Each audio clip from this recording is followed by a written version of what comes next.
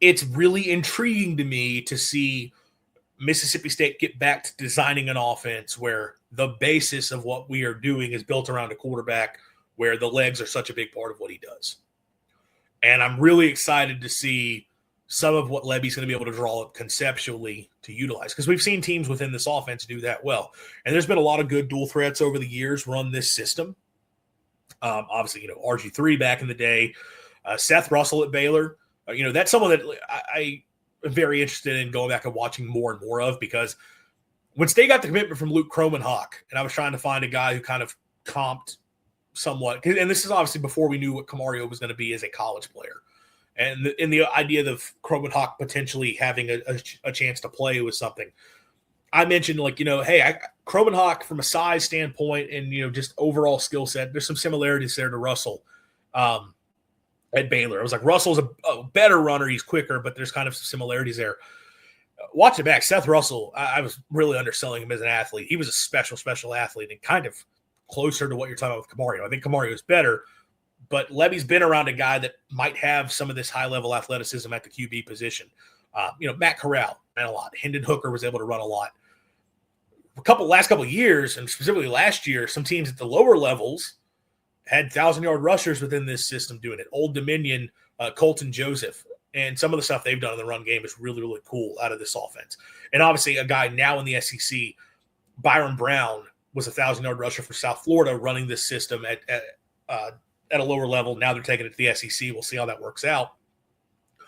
So it's a system that's very been beneficial for dual threat quarterbacks for sure. And I think obviously it's going to help out State a lot in getting this thing back to what it needs to be as an offense. When this is an offense that at its core, your three elements are, inside power run game, the quick access RPO throws where we're quickly hitting the perimeter or the short to intermediate part of the field off of the RPO game, and then it's the vertical shots downfield off of that.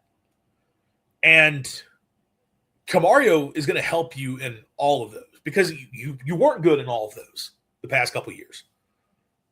A big issue for State each of the last 2 years has been the inconsistency running the football, that you've not been strong enough running the ball to really scare teams out of playing too high looks against you and sitting back in coverage against you. Even go back to 2024, when that back half of the year, Johnny Daniels and Devon Booth started running pretty well, and you were having some nice runs mixed in there. You never got to a point where you were so physical and dominant in the run game that teams were willing to get away with it. They kind of could look at that and say, it's not going to last, or they're not going to convert in the red zone. We'll be fine. And then this past year, obviously, you had stretches where you just couldn't run the football at all, even with Fluff Bothwell back there. Obviously, adding Kamario in gives you another element there, which helps quite a bit because of adding the extra hat in the run game, which is so big, and being able to match numbers in the box, having the ability to read defenders more. Like if there's a guy that's trying to block well, okay, well, we don't have to block him. We can just read him and have that option element be a thing. But then it opens up more for you. Like you can be more physical on the ground. And I think State's short yardage and red zone offense is going to be better because of this. It already was better this past year than probably it was the year before because you had Kamario that you could put in the game. But I think that's going to take a whole other step forward. Question from Trey Clark: can we get more creative in the run game? Possibly. And I do think you'll see some of it. And honestly, I think Lebby does a pretty good job. It's just a lot of it doesn't stand out because a lot of it didn't work. But I think Lebby has some good designs that he mixes in the run game, and I think you'll continue to see some of that grow. I think it'll grow this year because you've got a quarterback that you're building around full time, whereas some of the stuff that you weren't going to do with Shape and you're going to be able to do with Kamario. So you're talking about having this big-time physical runner at quarterback in Kamario, a physical runner in Fluff Bothwell. There's excitement around the other group of backs and having some more explosive guys mixed in there. Like you're going to be able to have a power run attack. And we've talked about the tight end position some because that plays a role in this as well. As what is your blocking from the tight end position like? And we kind of don't know. Sam West was more of a blocker for State last year than Seydu was, but I don't think he's a dominant blocker. You don't necessarily need that guy to be that, though, when your quarterback can run really well. you can sort of mix that tight end in a lot of different ways and not put him in as many positions where he has to be the main guy as a big-time blocker when your quarterback is able to be a part of the run game. So I think you're setting up for the run game to be a lot better, and your offensive line does not have to be perfect because you have a guy that can make some plays happen. Like, that's another big part of this as well. We talk about the offensive line as being this kind of, main struggle for things as to why it was an issue last year. And we'll see if the group is better this year. I hope it is better this year. But if you're not perfect up front on the offensive line, you kind of have to have the quarterback be a factor in that. And that's going to help you for sure. But then how it impacts elsewhere. You talk about the RPO game. And last year, I'll be honest, I feel like State didn't hit on RPOs at the rate you would like them to. Like hitting the glance routes, getting those quick hitches. Obviously, screen passes were not productive for them. And a lot of that is because I think the run threat was not severe enough to get defenses really being worried about it or focusing on it.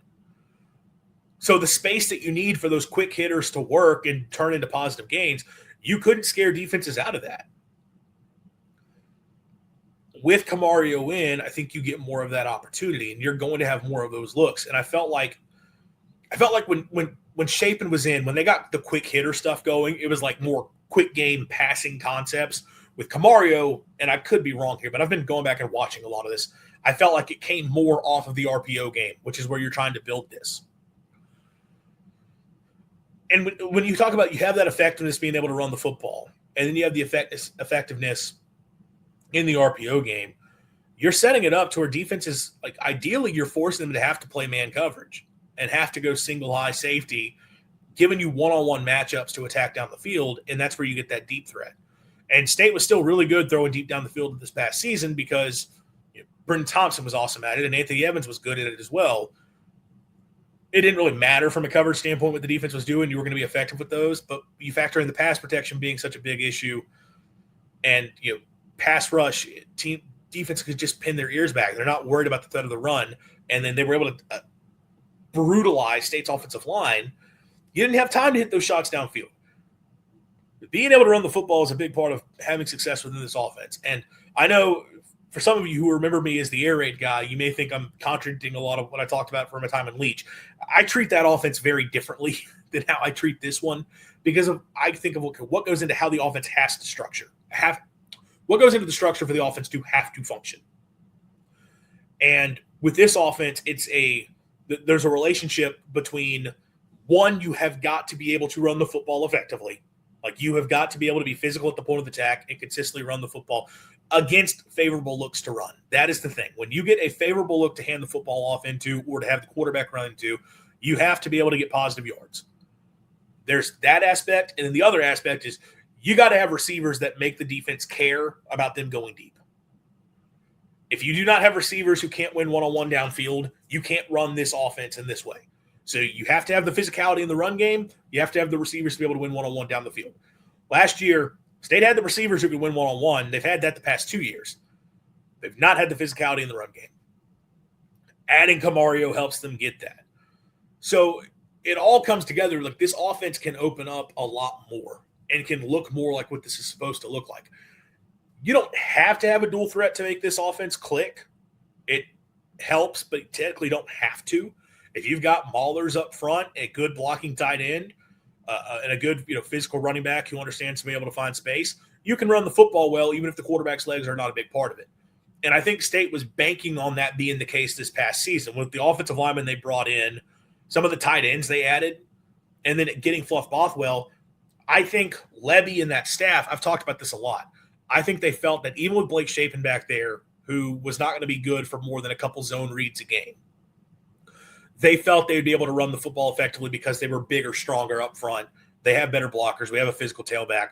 We'll be able to run it well, and then we're going to get those quick, big-time shots down the field to these speedy, fast wideouts. The run game part never materialized because the blocking just was not there up front. You hope the blocking's there up front this year, but having a quarterback in Kamario at least gives you a chance for it to be possible. And that opens the door. And I still trust. We know Ant can be a big play receiver downfield. Marquise Johnson, that's what he was at Missouri. Frisco McGee is a guy who I think can do that. Grayson Harris sounds like a guy. Zion Rajan sounds like a guy. You have weapons in the receiving room that you feel can be those big play receivers and win one-on-one downfield. If you get the run game where it needs to be and having Kamario does that, that's going to create a ton of favorable matchups for those pass catchers in space downfield. So this offense in and of itself, I think it's a big deal.